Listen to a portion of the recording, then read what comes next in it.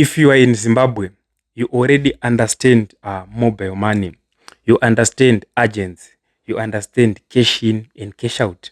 You understand sending money across the country in seconds. For over a decade, EcoCash has shaped how we move value. But today, I want to ask a bold question. What if we took the EcoCash agent model and plugged it into stablecoins? What if at every tuck shop, every growth point, every combi rank, even in Bari, you could cash in Zimbabwe dollars or US dollars and receive digital dollars on the blockchain? And what if that system turned out to be better than EcoCash? Hello and welcome to the Tomorrow Money Show. I am your host, Munyaradzi Togarepi, the Crypto Star. If you are new to this channel, please consider subscribing and hitting that like button. Don't forget to also comment. Your feedback will be very much welcome. Today, I want to talk about how it's possible that we can get stable coins in Bari. But first, we need to understand what are stable coins. I have talked about this in previous videos. Stable coins are cryptocurrencies designed to maintain a stable value, usually pegged to a fiat currency like the US dollar. The most widely used examples are Tether, USDT, and USD coin, USDC. 1 USDT equals 1 US dollar. 1 USDC equals 1 US dollar. Unlike Bitcoin, which moves up and down, stable coins are built for stability. That makes them practical for payments, for savings, for remittances, and for everyday transactions. Now, here is where it gets interesting. Stable coins live on blockchains. That means they are programmable, globally transferable, and accessible anywhere there is internet access. No bank account required, no permission required, just a wallet. Let's talk about something Zimbabwe understands very well, which is agents. The success of EcoCash was not just technology. It was not just USSD. It was distribution. Agents made it work. People could walk into a small shop, hand over cash, and instantly receive digital balance on their phone. That physical to digital bridge is what built trust. So imagine this. Instead of an EcoCash agent, we have a stablecoin agent. You walk in with $50 cash, the agent sends you $50 worth of USDT to your crypto wallet. You want cash, you send $20 USDC to the agent's wallet, they hand you $20 cash. That's it. The only difference is that instead of value sitting inside EcoCash centralized ledger, it sits on a public blockchain. This is what we call an on-ramp and off-ramp agent model. And if deployed correctly, it could transform Zimbabwe and Africa. Let's explore why. First, global interoperability. EcoCash works primarily within Zimbabwe. It's powerful locally, but it's not global money. Stablecoins are global by default. If I hold USDT on my phone, I can send it to South Africa, Kenya, Nigeria, the UK, or China instantly. No correspondent banks, no SWIFT delays, no banking hours. That means remittances become peer-to-peer. Zimbabwe receives billions in diaspora remittances. Imagine if those remittances flowed directly into stablecoin wallets instantly and recipients could cash out through local agent. That cuts cost, that cuts friction, that increases speed. Second, protection from local currency volatility. Zimbabweans understand currency instability better than most people on earth. Stable coins are pegged to the US dollar, provide digital dollar access without requiring a US bank account. With EcoCash, your balance is exposed to local monetary policy risk. With stablecoins like USDC or USDT, your balance tracks the dollar itself. That's a psychological and financial upgrade. Third, true ownership. When your funds are in EcoCash, they exist inside a centralized database controlled by a single corporation. Accounts can be frozen, limits can change, rules can shift.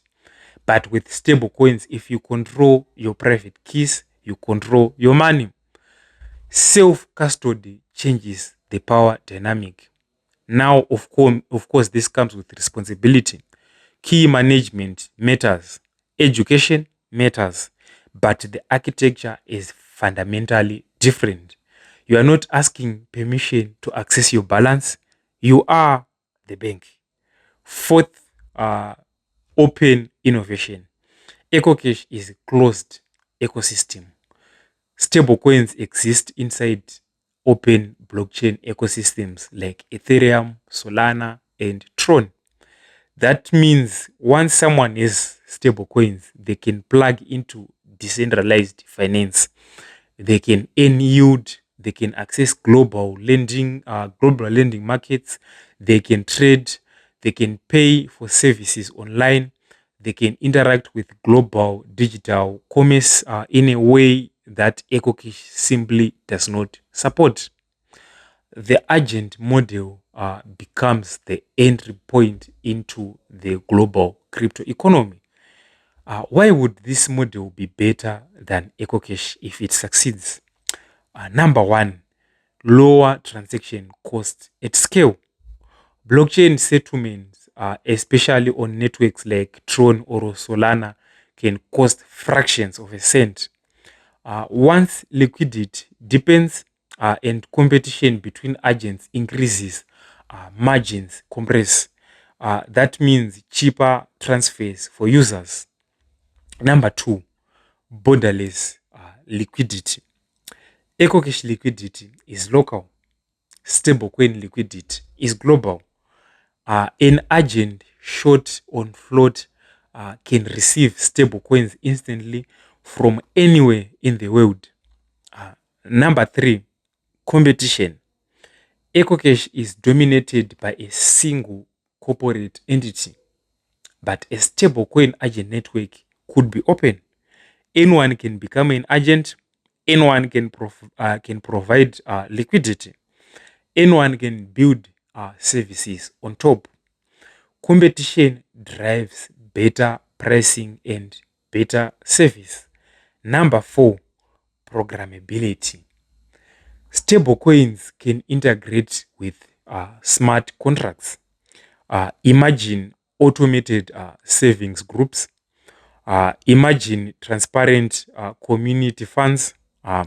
Imagine micro insurance payouts triggered automatically. Just imagine that future. Now, let's be realistic. This model does not magically solve everything. Internet access is still required. Education is required. Regulation will matter, even though we now have regulatory clarity. Or authorities will want compliance frameworks for KYC and AML. Agent liquidity management must be solved. Security literacy must improve. But none of these are impossible challenges. They are operational challenges, but they are not conceptual challenges. The blueprint already exists. Peer-to-peer crypto trading is already happening in Zimbabwe, informally, of course. Agents already understand float management. People already understand mobile wallets. People already understand mobile money. We are not starting from zero. You picture this future. You walk into a grocery store in Mbare, there's a small sign which says USDT cash in and cash out here.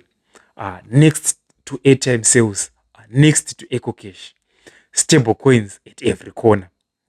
The same way mobile money became normal, that's the same way stablecoins can become normal. Africa does not have to wait for legacy banking systems to modernize. We leapfrogged landlines with mobile phones. We leapfrogged bank branches with mobile money. Stablecoin agent networks could be the next leapfrog. The question is not whether stablecoins work, they already do. The real question is who will build the agent networks? Who will educate the market? Who will provide the liquidity? And who will move first? That's it for today's episode of the Tomorrow Money Show. If you found this valuable, share it with someone building in crypto, fintech, or in mobile money in Africa.